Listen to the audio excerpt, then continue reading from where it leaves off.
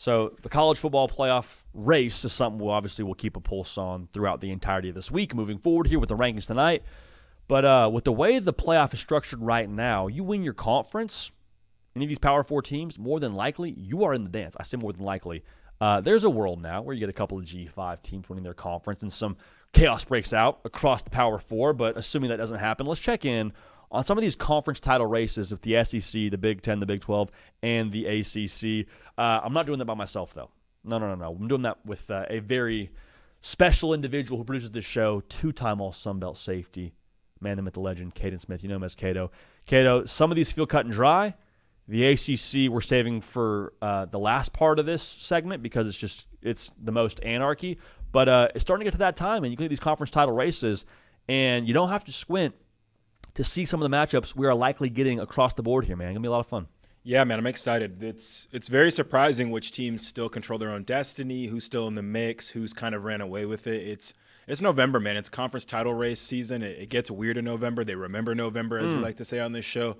So excited to unpack this and maybe try to predict some of the paths we have that are less cut and dry, and even maybe talk about some of the cut and dry ones. And some of these teams maybe looking across the way at a conference opponent that's at the top of the league and start thinking about what the conference title game is going to look like. Cut and dry age, man. It feels like the world we're living in. When you look at the SEC, you mentioned this league, something Kirby Smart says a lot in any given press conference, pre or post game. Feels like right now, though, Cato, for Georgia, they're looking at A&M and Alabama in a crash course setting as meeting in Atlanta. Both teams in those standings are undefeated in the conference. Georgia's sitting there in the 3 spot, having that tiebreaker over Ole Miss, but not holding the tiebreaker over Alabama. I would be surprised if we didn't see A&M Bama in Atlanta. I also think that, quite frankly, those have been the 2 best teams to this point when it comes to trustworthiness and quarterback play and different ways to win. So I'd be shocked if we didn't see A&M and Bama face off in Atlanta for the conference championship. But, hey, Texas also controls their own destiny. They're going to play Georgia this weekend. They're going to play A&M at the end of the year. A lot to unpack there with the SEC, but what are you watching there, Cato, across the board here in the SEC as we move into the month of November here and look down the home stretch? Yeah, JD, I think specifically this weekend, I'm just looking at the disruptors, man, and that's Oklahoma and that's Texas. These are teams that are right on the brink of being in the playoff, being out of the playoff, and they have really good opportunities right ahead of them this weekend to shake things up. I mean, they'll be doing it in the name of them keeping themselves in the college football playoff race, but Alabama loses to Oklahoma. Next thing you know, they have another loss rather on their overall record and their first SEC loss. Then you have to think about that head-to-head against Georgia. It keeps them ahead, but then Georgia themselves playing a very hungry Texas team trying to keep their hopes alive. So I think after this weekend, it'll get a lot more clear, but I think it'd be super interesting if Texas or Oklahoma can put a win in the win column for the SEC for themselves and kind of like by default push Ole Miss maybe up a little bit even in the rankings, just because Ole Miss has their own head-to-head over Georgia, which is super clutch for them if there's any more disruption here. And I think them and A&M kind of have the easiest cakewalks going forward the rest of the year. You look at A&M playing South Carolina this weekend, an FCS opponent, and then Texas, which we'll see where that one's at. But then Ole Miss, again, just chilling. Like Ole Miss this weekend playing – I think they have a – no, they don't have a bye. They play Florida. Yeah. Florida and then Mississippi Bowl. State. Yeah. So it could get weird the last week of the season. It's looking like A&M and Alabama, if they take care of business, they'll do their thing. But Texas and Oklahoma, weirdly, I think they're in an interesting spot in the conference to maybe shake some stuff up at the top. Ole Miss is so intriguing because they're one of those teams that right now, just what you mentioned, they don't have the tiebreaker over Georgia. They're sort of blocked in that regard, so you're kind of open for some chaos. But Ole Miss, Cato, even though they only have one conference loss right now, if you were to put them in Atlanta somehow, some way, I keep saying this, get me in a 4-quarter spot with Lane Kiffin holding the play calling sheet, with Trinidad Chambliss behind center, and let's see what freaking happens. Like, I think they are one of the most liable teams should they find their way to Atlanta. I would be very curious to see how they match up because I think Lane Kiffin could create some magic. And Ole Miss, on all years, man, when it was Jackson Dart last year and Walter Nolan last year, and they went all in the portal, the year after that with a D2 quarterback. We didn't even start the year. Ole Miss, if they find their way to Atlanta, that'd be one to monitor, I think. That'd be one to monitor when it comes to the Rebs out there. Yeah, I accidentally said Ole Miss beat Georgia. That's their one. No, I caught your drift. I was thinking of the LSU game, the Oklahoma game, those big wins they got. But I think the interesting thing and the question I have for you, JD, if you're a coach and you're in that fringe spot, if you're a Georgia, if you are a Ole Miss, do you want to play in the SEC championship as far as the outlook for the playoff, knowing your spot is there? We'd like to think that the Big Ten and the SEC runner-up, it's looking like those are the teams that will probably get those buys. I think your reward for playing in those games at the two conferences we regard the highest, I think you will get a buy. But we saw last year, the teams that got a bye didn't play well. Psychologically, if you were a head coach for one of these Big Ten or SEC teams, would you want to play in conference title weekend, or would you want to stay home and maybe roll the dice and start the playoffs sooner? Playoff bye, conference title bye, it's kind of like a little trade-off there, I think. Dude, it's such a great question, and it's not as cut and dry as I think most people believe it to be. I think if you're a head coach, there's the default of, well, you're a competitor. Competitors want to win the prize. The prize is winning the SEC or being a runner-up in the SEC and still getting a bye. That is the perceived prize. But, I mean, what you just said, if you get to stay in rhythm and host a playoff game, which I guarantee you the ADs are like, no, we'll host a playoff game. We'll get that cash money, and we'll go forward from there. Right. I wonder if you don't play in this conference title game, and what we just said, you don't win the prize of a bye if you're the runner-up or the conference champ, which everyone would sign up to be the conference champ tomorrow, I think you're almost more dangerous in some ways of what you just said, keeping the rhythm, keeping your routine. We saw last year that was kind of the name of the game here, and I don't know if I want a full, 3 weeks plus to think about it. Like, I think I want to, if we're hot right now, especially if you're Ole Miss, I want to stay hot and be hot and keep going. Like, A&M to me is one of those teams, it sounds funny, I would actually worry about them if they got a bye in the college football playoff because of all the new pieces, because of last year, all those things.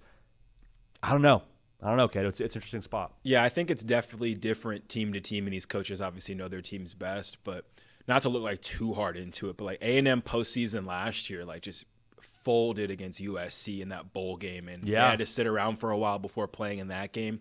I think Ole Miss would actually benefit the most if they stumbled into the SEC title game, just because you're playing Citadel. We'll see what the Florida game looks like. You play the Egg Bowl game.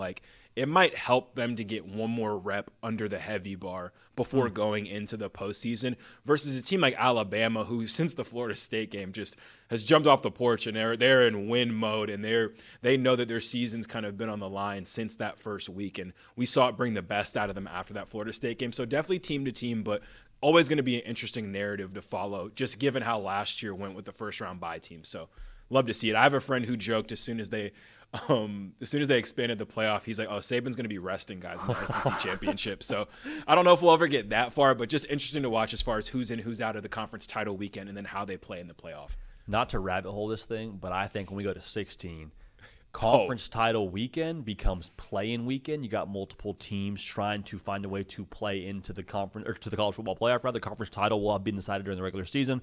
I digress, but I will say this: I think if you're Texas, they're so interesting to me because the way they finished with Georgia this weekend, Texas A&M the final weekend of the season, and then if you do find a way in the conference title game, you're like, okay, that's a lot of wear and tear on your roster.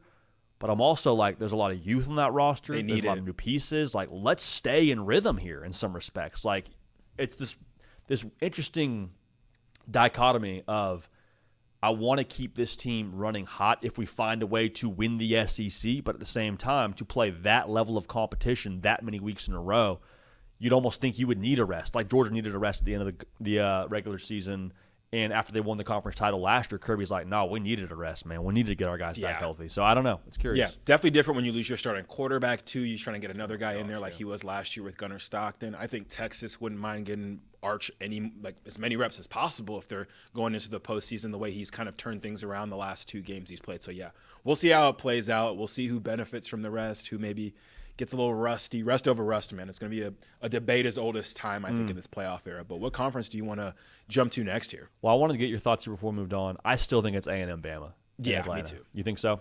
Yeah, I think Oklahoma, though, man, I think they're going to give Alabama their best shot this weekend, and I think that could shake some stuff up. But, yeah, just in this scenario, you lean A&M Alabama, and that'd be an exciting matchup. It'd be awesome. Those 2 teams in Atlanta. Let's move on to the Big Ten, though, huh? This also feels semi-cut and dry.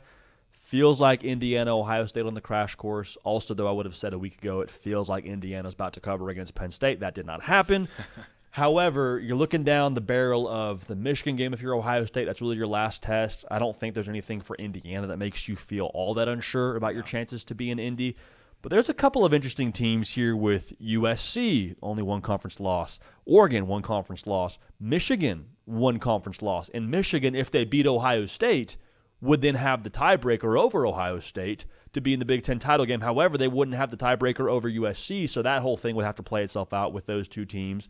But Oregon also just chilling there with one loss, so it's a lot to unpack there. I think Michigan-Ohio State's the most interesting part of that whole thing with the conference title. I would still like to believe it's going to be Ohio State, Indiana, with how things are trending. But what are you looking at there, Cato, across the board here with these teams with one loss? And, Iowa's hanging there with 2 losses. Not to go down the rabbit hole, but a lot to unpack with the Big Ten. What are you checking out right now? Right now, if I'm checking out Indiana, man. If it's looking like it's going to look right now and I don't think anything's going to get in their way, that could be a home game for them, no? I mean, legit, you would think. Indiana having a conference title game in Indy, I think it's going to be a home game. Pseudo home game, I think, for Indiana is the most interesting thing, I think, outside of the actual race itself. But you mentioned it. Michigan, Ohio State game, always big stakes, even bigger stakes when you have the playoff era that we live in now. And I think the most intriguing part is, do we see a world where Michigan can win that game and not make the playoff? Like, they're ranked 21 heading into this week. We'll see if they move up. I don't know how much more they're going to move up between this game and their game against Ohio State, but a win against the number 1 team country. I'm just curious. I think the biggest thing I'm going to watch this week with the rankings is how much movement we have and just the upcoming weeks. How much do teams move depending on who you win and who you lose to, and how much does that give Michigan room to jump from the 20s to a team who automatically finds themselves maybe in the 12s and a team that can make a playoff push here with a big win. So that's definitely the thing to watch there. Oregon doesn't have any easy games on their schedule left. We talked about that as far as them playing only 6-win teams. Yeah. Showed a lot of toughness against Iowa. I think post-Indiana game, man, they're just looking tough. They're running the ball tough. It's not always pretty, but I think they're building up a maturity. And I wouldn't, if they found a way to just stumble into this game, if just all hell broke loose in the Big Ten, I'd feel really good about them post-Indiana, looking like they've learned some things. And I'm excited about them in the postseason, just between the composure of Dante Moore, running the ball well, defense looking improved. More excited for them as far as the postseason, but long story short, Indiana, Ohio State, it's hard to really close your eyes and picture anything else going on in the conference. But Michigan could keep things frisky, could get themselves in the playoff. How far do they jump is the big question for me the next couple weeks. And how far does anyone jump with the CFP committee looking a little different than it did last year? We said it on the reaction show on Sunday morning when Oregon beat Iowa. Oregon beat Iowa at Iowa's game. Yeah. And so to progress the way they've progressed since the Indiana loss, and it feels like they just are going to continue to find ways to win, especially when they get those weapons back healthy, and Sadiq and DeCorian Moore. Can you imagine, Kate, we're sitting here the Sunday after conference title weekend, and we're talking about Dan Lanning being in the Big Ten 2 years and having 2 Big Ten titles to his name. Insane. Can you imagine? Just the way that would make other coaches in the Big Ten look. Like, oh, this is hard? Shoot, I just walked in here the first 2 years and won 2 conference titles, man. I should have been moved to the Big Ten here for Oregon. I think Michigan, to your point, I think it's a great question to ask.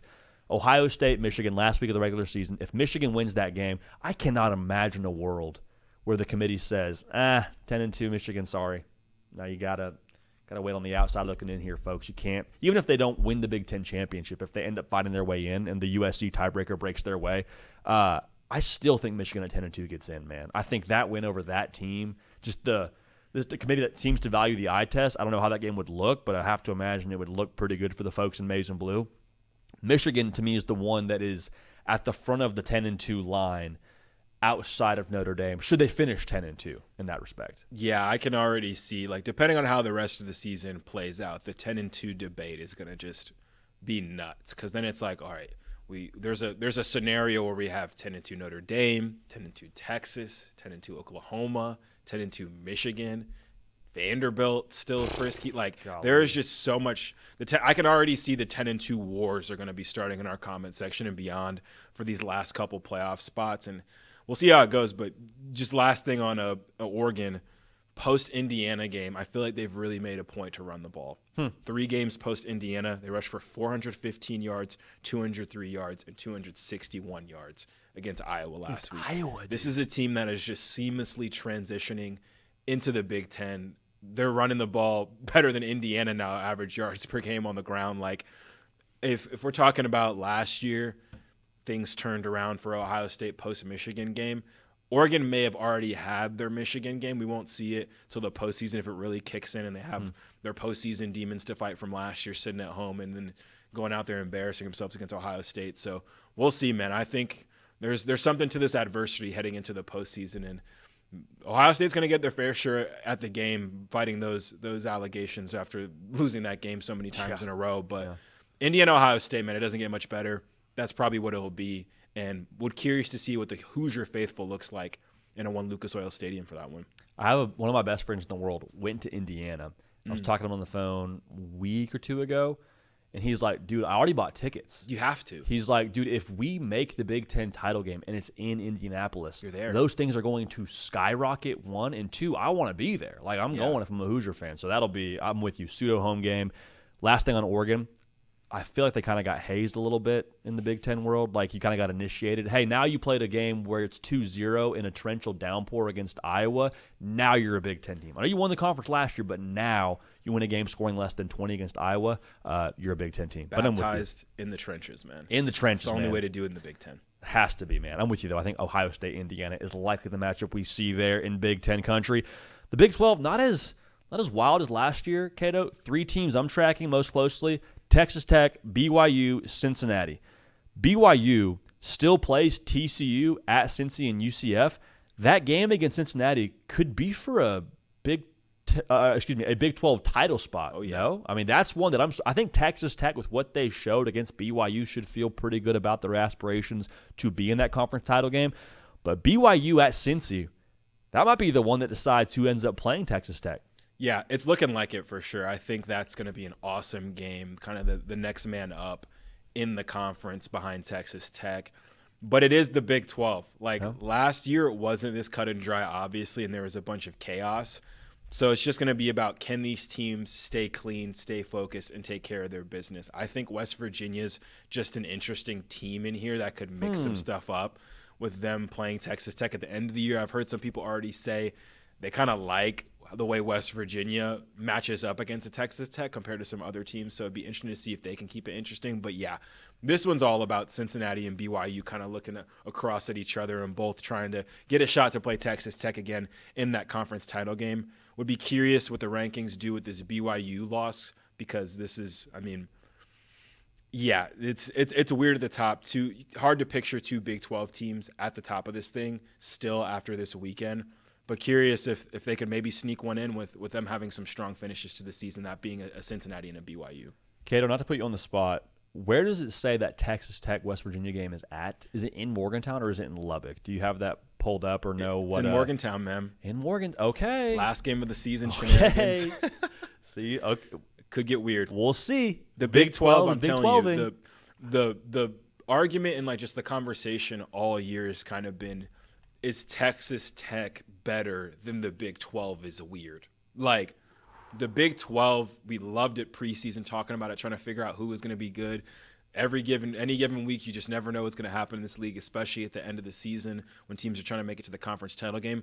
But also Texas Tech is really good. So it's can they overcome just the shenanigans that we've seen from this conference in the month of November, specifically last season? So but they definitely looked the part this weekend. Can they – Joey McGuire, you see some of his pregame stuff getting the boys hype. I think their defense is probably the most consistent unit we've seen in the conference the last couple of years, and I think that alone can help them. But their quarterback has a fracture in the leg, man. Hearing that on the broadcast, it was wait, what? Just casually slid it in there. They're yeah, he has a plate just keeping his fracture dialed in and secure, and I'm that I don't love that. So I mean, you'd like to think UCF, West Virginia, they heard that too. They're going to try to concoct some game plan to slow down this offense. Getting around the defense is a lot taller of a task with just the animals they have on that side of the ball, specifically in the front seven. But yeah, man, it's Texas Tech versus the Big 12 as far as, are you really good? We think so. Are you better though than how weird this conference gets? we'll see. But yeah, BYU and Cincinnati looking across at each other, trying to play for a spot in that title game, it looks like. Every family has issues. Can you rise above your family issues, your Big 12 baggage, if you will, and be different and better because of that baggage if you're Texas Tech? How about Joey McGee, though, brother? You said, violent action. Oh, yeah. I was like, okay, I'm ready. I'm at home right now. It's like 11 a.m. where I'm at. Like, I'm ready to go run through a wall for Joey McGee. Between that and the uniforms, I was electric. I was turned. I see. So Big 12. So I don't want to be the BYU hater guy again, but you got to go to Cincy, dude. You got to go to Cincy. And you got to play Arizona first. Like that, like I will put, okay, like Texas Tech, take care of your business. You're a really good team. Go and do your thing. But Cincinnati hosting Arizona and then BYU hosting TCU before that game. Can you not look ahead to the game that we're all looking ahead to already to see if you can get a rematch at BYU? Can you take care of your business in those games? Like TCU was looking like they figured something out. Next thing you know, my Iowa Cyclones, after just losing game after game after game, beat TCU. So like this conference, I think, still has a little bit of something to it, some magic, some unpredictability to it. And I think those are the two spots that it could get weird if BYU and Cincy don't keep their eye on the ball. And next thing you know, they're looking ahead to their potential play-in game a little too early, and it gets a little weird. So that's what I'm watching too for sure. And the next thing you know, if that happens, if BYU or Cincinnati take a loss this week, and all of a sudden you see on the screen, we're inviting a bunch of 2-loss teams to the party, and we have to do the algorithm and the geometry and do all of the math it takes to figure out who's going to be playing Texas Tech. Thankfully, it would be hopefully just who's going to play Texas Tech and not what 2 teams are going to be in there, because that was crazy last year. Spare us that, I guess. But, man, if BYU or Cincinnati takes their eye off the ball this weekend, this conference gets a lot more interesting. Yeah, Utah with 2 conference losses is an absolute curveball, and they don't have that tiebreaker with BYU, but they have the tiebreaker with Cincinnati, so Utah likely outside looking in. Houston there with 2 losses. I think you see Cincy and Texas Tech in the conference title game, Cato.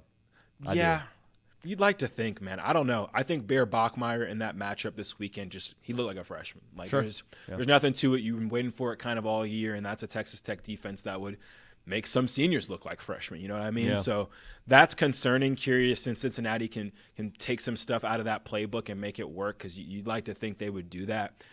I would probably lean Cincinnati too, just the Sorsby of it all at home. And again, like I said, taking some pages out of the Texas Tech playbook. But wouldn't it be the most Big 12 thing ever where all of a sudden, like, both of these teams lose, and then Arizona State has the tiebreaker because they beat Texas Tech, and like they're back in it with Jeff Sims? Yeah, the ceiling and floor of what this could be is still, that's the ceiling of how crazy it could get if like somehow Kenny Dillingham backdoored his way into this thing. And then the normal scenario is BYU Cincinnati, handle your business this weekend, play in a playing game, and then we're good to go. And then hopefully the next week again you like avoid a one more game. You have a game after that. Keep things clean. But it's the Big 12, man. We can't rule out it being a crazy league that can get even crazier in November. Big 12 is going to Big 12, man. Big 12 is going to freaking Big 12. Well, you know who's Big 12ing already right now is the ACC. So we'll finish up with this.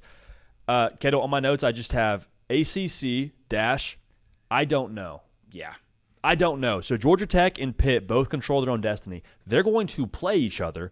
5 teams by my count with 1 conference loss. Yep. GT and Pitt, UVA, SMU, Duke. That's it. Here we go. Here we freaking go, dude. It is. And also, by the way, Miami and Louisville just hanging out on the corner with 2 losses themselves. Just begging for someone to lose again. Begging for everyone to lose again, honestly. This is going to be awesome. Virginia and Duke will play each other. I already mentioned Pitt will play Georgia Tech. Those are your 2, like, I guess, making sense starter packs. Yeah. When you get those 2 games out of the way, you kind of get a more clear picture at it. But the picture likely won't be clear at all until we get to like conference title weekend as to who's going to play in that game. So, Cato, this is how I think about it, because I'm looking at all the potential math that we'd have to do here, and I'm like, wasn't great at math to start. This will play itself out. I'll get a Ross Dellinger tweet that'll hit my timeline, and it'll tell me here's what has to happen for these teams to play in the conference title weekend. I'm looking at who I trust the most right now. And doing some more work on Pitt this week, dude, Heinzel's a dog. Heinzel's a dog. OC Cade Bell at Pitt is phenomenal. Pitt's a little bit risky for the biscuit on defense, pretty aggressive. But, dude, they haven't lost with Heinzel playing quarterback right now. Nope. So I think I trust Pitt the most right now to make it to the conference title game. Do you have anything you want to add in on the ACC? I mean, I know you have things to say, but like, do you have any like big picture thoughts on the ACC before getting into the math we'll have to do here? Yeah, I think I love the Pitt take, and I think Pitt's in a really good spot because they play in a non-conference heavy bar game this weekend against Notre Dame. So, like, whatever happens in that game, win, lose, or draw for them, they will get a nice, good rep before having to play Georgia Tech, who is coming off of their first loss of the season, playing a sleepy Boston College team at Boston College on the ACC network. Like, not a glamorous game, not a glamorous spot for them. I think they'll have to dig more within to get some momentum rolling versus a Pitt team who, hey, man, like, we're going to play probably the best team we've seen this year, and then we can take what we learned from that game, how we feel like we match up with them, and go play Georgia Tech for kind of a spot in the conference title game. Like, it's that open. I would love BetMGM. I haven't checked that. They might already have this, but obviously you always have your conference title odds, who you think is going to win the conference. I think it's so interesting to just – if we could just bet who plays in this. You know what I mean? Like, yeah. I would love to combine, like, Georgia Tech, Virginia playing in it, maybe a Duke, Virginia. Like, there's so many scenarios that could still exist right now. Just trying to bet who would play in this game is crazier, much less than once you get there. Once we figure out who it is, you know, if Pitt gets there, if Georgia Tech gets there, if Virginia gets there, we have a body of work to go off of, despite how crazy this league has been and how close the wins have been and how Wake Forest and North Carolina State are all of a sudden, like, dictating who's playing in these games because they're beating teams left and right. Like, it is such a strange league. I think it's taken the mantle. Big 12 passed the torch to them this year and said, hey, like, we have a Texas Tech team we think is going to be a front runner. Let's have y'all be the unpredictable league that we're all doing crazy math for in November to figure out who's going to play in this conference title game. But, yeah, man, I love the Pitt take. I still think Brent Key and Georgia Tech, man, it's hard not to trust him. I think if any coach can just get punched in the mouth like that, learn from it, and come out better, it's Brent Key. So I would still lean towards them. But, man, like, it's – Virginia loses to Chandler Morris. I think that makes things a lot more interesting. SMU, I like SMU. I felt really good about them going into that Miami game. And they play Louisville and they play Cal. So they're not playing any teams that are in the race necessarily with that one loss in the column. But if things bounce their way and they found a way back into that game, big game SMU. We remember how that game went last year. It's a playoff team last year. Kevin Jennings can still obviously make plays. They're a very boom or bust team. They're either big play or nothing. But if SMU found a way back in this game, it'd be hard not to feel good about them just given their pedigree and Rhett Lashlee kind of being underrated now at this point, and Kevin Jennings as well. It's going to be madness, dude. It's going to be absolute madness. I like the Brent Key angle, though, dude. If you got one coach to bet on, team with a strong jaw in Georgia Tech's probably not a bad way to go about it, but very curious to see what the rankings say tonight in regards to where they put a Georgia Tech and a Pitt, because I have to think they'll probably both move up with the chaos we've gotten. But it's going to be fun, man. It's going to be fun. These conference title races are heating up in a big way, and excited for the ACC to hopefully make some more sense here in the next couple of weeks, Kaiden. Definitely, man. Last thing I'll say is I do not trust Duke. You know me this year. We have our board where we make our picks. Anytime Duke is on there, I don't trust them. I've seen them beat themselves too many times. And what do they do this weekend?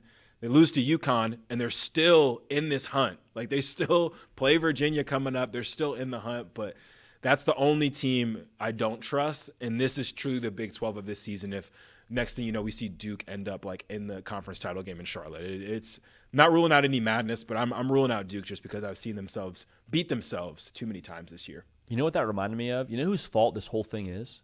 Whose fault that we're having this conversation is? Tell me. Dabo Swinney and Clemson, dude. Yeah, this is supposed to be the cut and dry, hey, can the ACC get two teams in if Clemson ends up being a team that can go undefeated? Like, that was the take. It was Clemson's going to run the freaking table. And right now, looking at this graphic of the ACC conference standings 1-8, Clemson not on there. MIA. Clemson's fault, man. Missing in action. They had the worst odds of any conference title champion heading into the year. Oh my ACC, gosh, Big Ten, SEC, the worst odds you were getting. It might have been picking minus Clemson. money. Yeah, it got there eventually. A couple weeks before the season, BetMGM was like, "Yeah, we're minus. Like, we can't give plus money on Clemson. Look at this team. They have 11 first-team all-conference guys preseason. Nope. Third-year starting quarterback.